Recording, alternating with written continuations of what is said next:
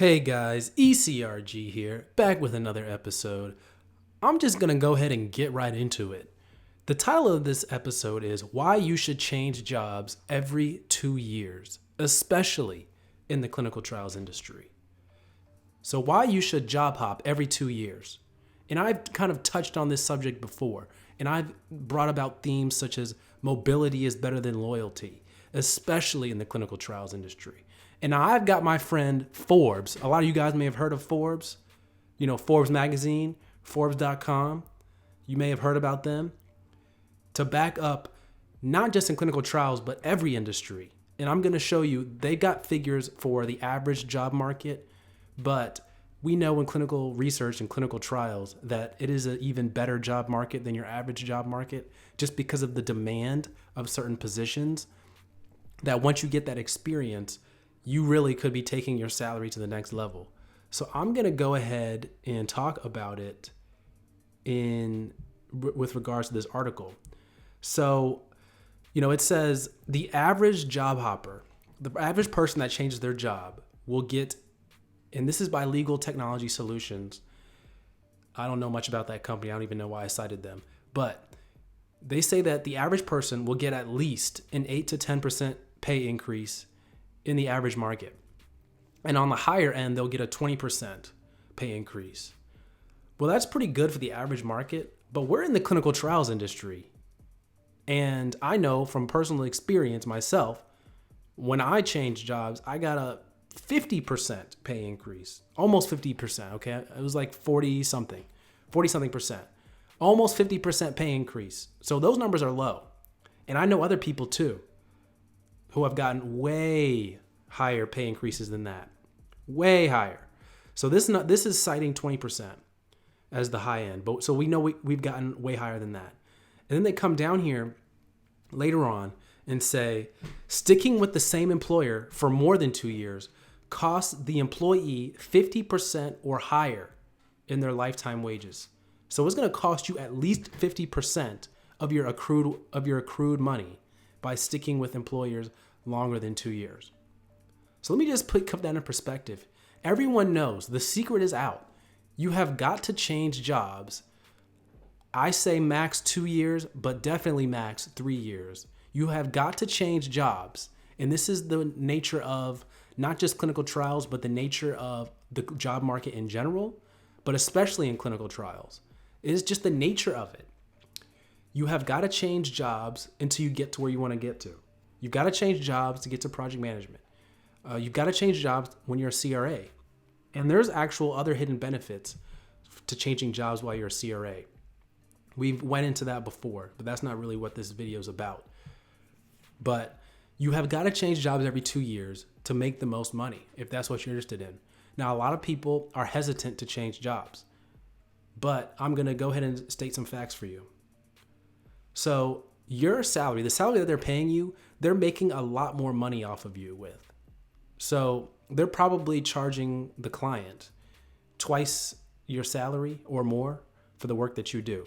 So by the time a year hits, they've already made the money off of you. And a lot of these companies invest so much into training you. That's so that they can bill the client or so that they can make so much more money off of you. The only reason you're being hired is so that they can make money off of you. They're not hiring you to lose money. So keep that in perspective, that from a business perspective, you've already paid yourself off, quote unquote, to the company by 2 years. Way sooner, but definitely by 2 years. Another thing that you got to keep in mind is nobody cares. Nobody cares about your success as much as you do. So the only person that cares about how much money you make is you, outside of maybe your mom or your dad, close family members. The only person that cares about how much money you make is you. So you've got to keep that in perspective. The only person that cares about your career growth is you. Now, your manager might care because they have some metrics to meet, or their manager is on them about making sure that you are trained up or whatever. But they don't really care as much as you do. They're only there to check the boxes. Your manager does not really care that much about your career growth. Now, they may care a little bit more as they get to know you, but believe me, they're not going to cry when you leave. There's somebody there to replace you. There's always somebody there. That's how these companies are built. That's why they have training departments. That's why they have HR. They can easily replace you when they need to. So don't think that you're doing your company a huge disservice by quitting. You're not. They're built so that someone else can come in and take over the job. And also, you get the disrespect to loyalty. Companies are not rewarding you for being loyal. So you've got to play the game.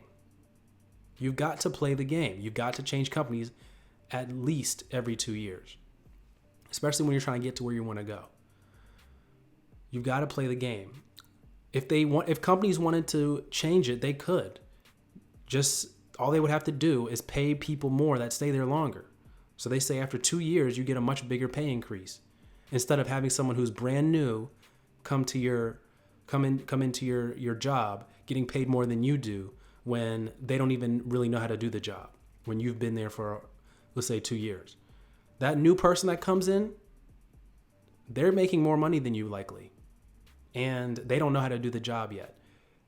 Like they may be more experienced or something, but they don't know how to work the systems. They don't know how to work basically the systems. I mean, because this is not just a clinical based video, but I was going to say CTMS, ECRF, whatever the systems are that you're using. So just want to let you guys know about that and keep that in mind, that there are numbers here. Forbes has numbers, and you can look at some of the other ones out there too.